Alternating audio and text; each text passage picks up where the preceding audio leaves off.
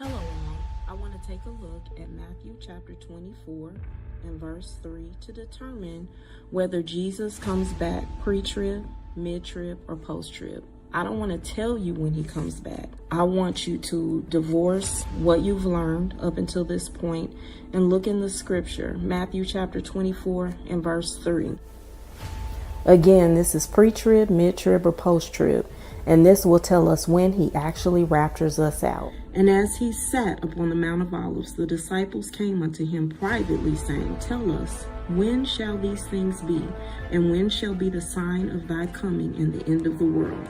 So this is where it begins. And they're asking him when the end of the world will be. And so he begins with, Take heed that no man deceive you. For many shall come in my name, saying, I am Christ, and shall deceive many. So we've kind of seen that over the years where there's been many people that have come to say that they are Christ. And then he says next, And ye shall hear of wars and rumors of wars.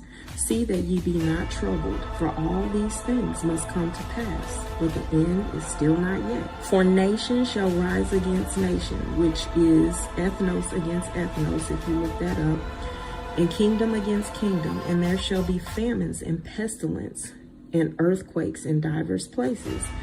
And I believe that we have seen earthquakes in diverse places. I believe that we're seeing pestilence right now with COVID going on. And all these things are the beginning of sorrows. So he's telling us that these are the beginning of sorrows. It's not the end completely, but it's just the beginning. And then shall they deliver you up to be afflicted. Who are they delivering up to be afflicted?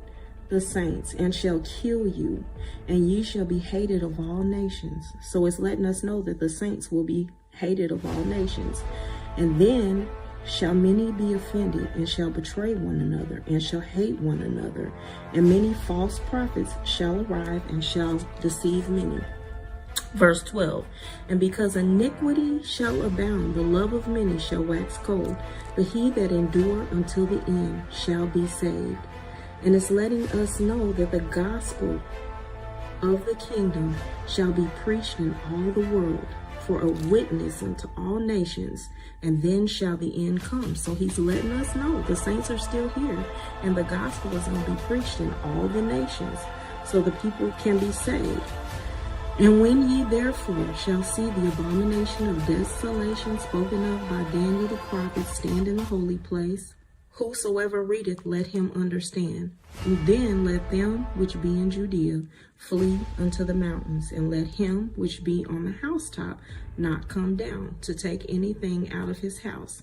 Neither let him which is in the field return back to take his clothes. And woe unto them that are with child, with suck in those days. But pray ye that your flight be not in the winter or on the Sabbath day. Who is he telling to pray that their flight be not in the winter or on the Sabbath day? He's telling the saints of God, because they're still here. For then shall be great tribulation, such as what was not from the beginning of the world. And except those days should be shortened, there should be no flesh saved, but for the elect's sake.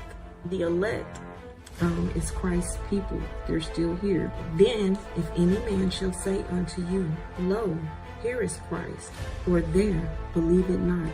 So it's letting us know the saints are still here. For there shall arise false Christs and false prophets, and shall show great signs and wonders, and so much that if it were possible, they shall deceive the very elect.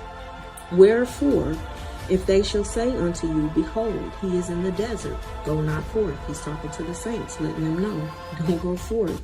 Behold, he is in the secret chambers, believe it not. For as the lightning cometh out of the east and shineth even unto the west, so shall also the coming of the Son of Man be. So wheresoever the carcass is, there will the eagles be gathered together.